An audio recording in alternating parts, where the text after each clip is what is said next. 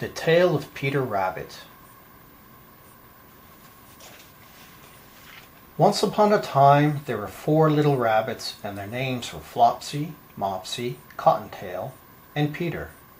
They lived with their mother in a sandbank underneath the root of a very big fir tree.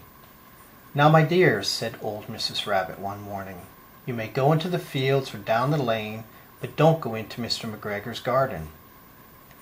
Your father had an accident there. He was put in a pie by Mrs. McGregor. Now run along and don't get into mischief. I am going out."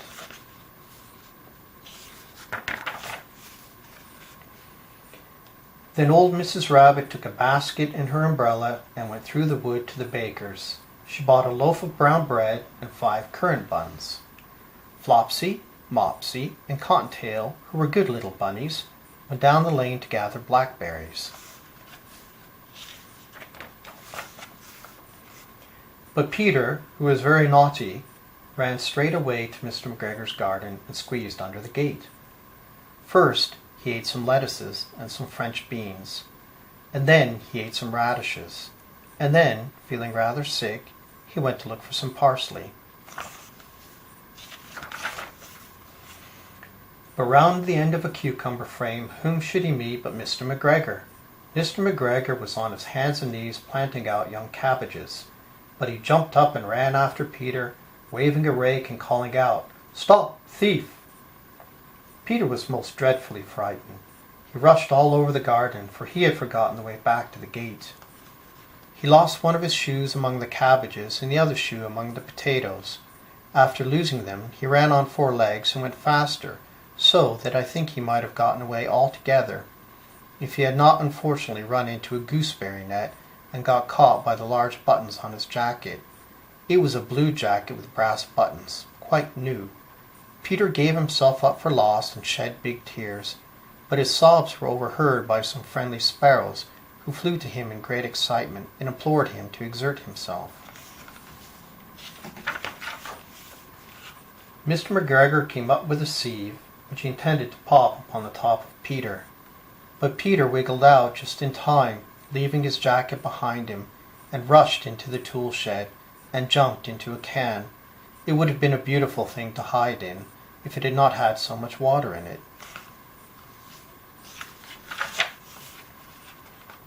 Mr. McGregor was quite sure that Peter was somewhere in the tool shed, perhaps hidden underneath a flower pot.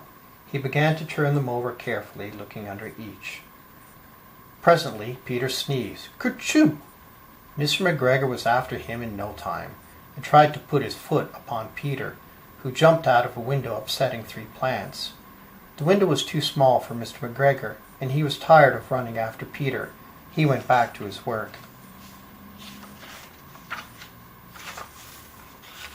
Peter sat down to rest. He was out of breath and trembling with fright, and he had not the least idea which way to go. Also, he was very damp from sitting in that can. After a time he began to wander about, going lippity-lippity, not very fast, and looking all around.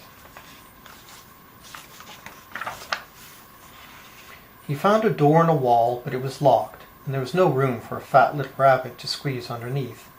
An old mouse was running in and out over the stone doorstep, carrying peas and beans to her family in the wood.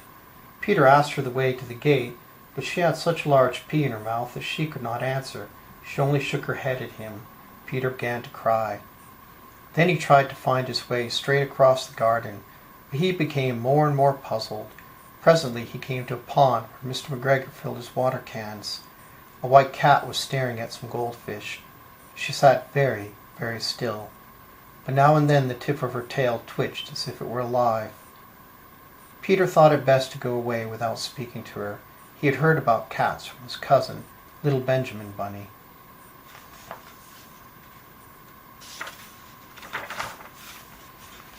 He went back towards the tool shed, but suddenly, quite close to him, he heard the noise of a hoe. Scritch, scratch, scratch, scritch. Peter scuttered underneath the bushes, but presently, as nothing happened, he came out and climbed upon a wheelbarrow and peeped over. The first thing he saw was Mr. McGregor hoeing onions. His back was turned towards Peter, and beyond him was the gate.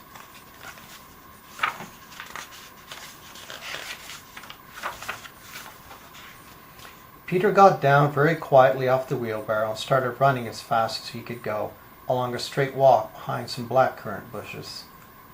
Mr. McGregor caught sight of him at the corner, but Peter did not care.